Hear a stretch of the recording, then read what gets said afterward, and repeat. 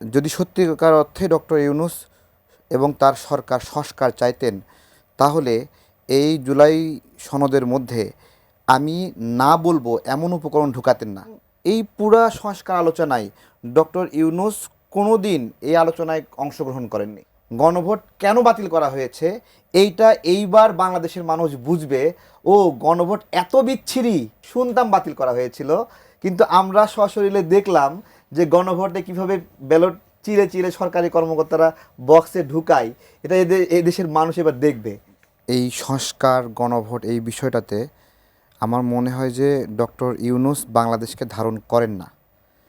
আমাদের যে সংস্কার আলোচনা, সেই সংস্কার আলোচনায় যেইভাবে জুলাই সনদটা ছিল এটাকে বিকৃত করা হয়েছে, পরিবর্তন করা হয়েছে। কখন পরিবর্তন করা এটা হয়েছে? আমাদের স্বাক্ষরের পরে পরিবর্তন করা হয়েছে, আচ্ছা। যেটা একবারে নীতি বহির্ভূত।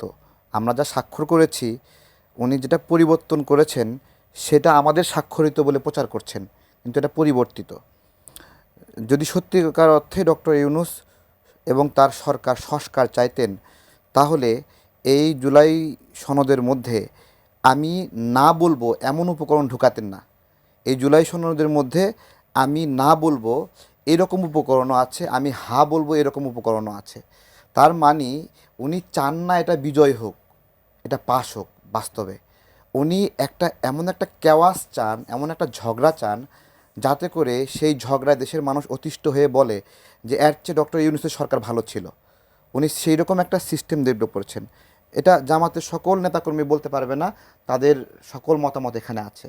এখানে বিএনপির লোকেরা বলবে না, তারা যা যা সমর্থন করেছে তাদের সব কিছু আছে। অর্থাৎ প্রত্যেকটি দল অপছন্দ করবে এই রকম উপাদানের ভেতরে রেখে দিয়েছেন। সবার সব মতকে নিয়ে কি একটা সংস্কার আসলে হওয়া সম্ভব ছিল আমরা কিনা?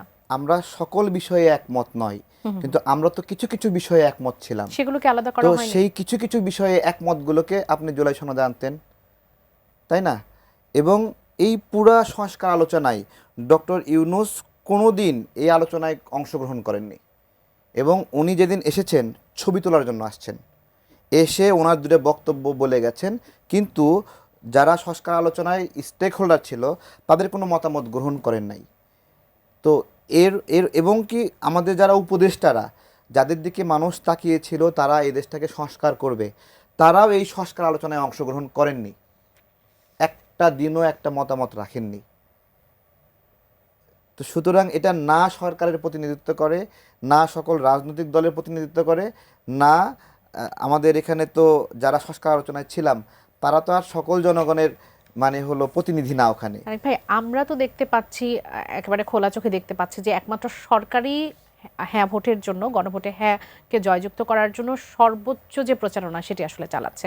আর কোনো রাজনৈতিক দলকেও আমরা সেভাবে আসলে দেখছি না। হ্যাঁ, আমি বলছি এই গণভোট যেটা হচ্ছে না, এই দেশে তো গণভোট নিষিদ্ধ হয়েছিল, যে গণভোট আর হবে না, গণভোট বৈধ না, গণভোটের প্রচলন বাতিল হয়ে গিয়েছিল। গণভোট কেন বাতিল করা হয়েছে এইটা এইবার বাংলাদেশের মানুষ বুঝবে। ও গণভোট এত বিচ্ছিরি এই জন্য এটা বাতিল করা হয়েছিল। আমরা তো এটা শুনতাম বাতিল করা হয়েছিল, কিন্তু আমরা সশরীরে দেখলাম যে গণভোটে কিভাবে ব্যালট চিরে চিরে সরকারি কর্মকর্তারা বক্সে ঢুকায়। এটা এই দেশের মানুষ এবার দেখবে। আপনারা দেখবেন এটা, ঠিক আছে?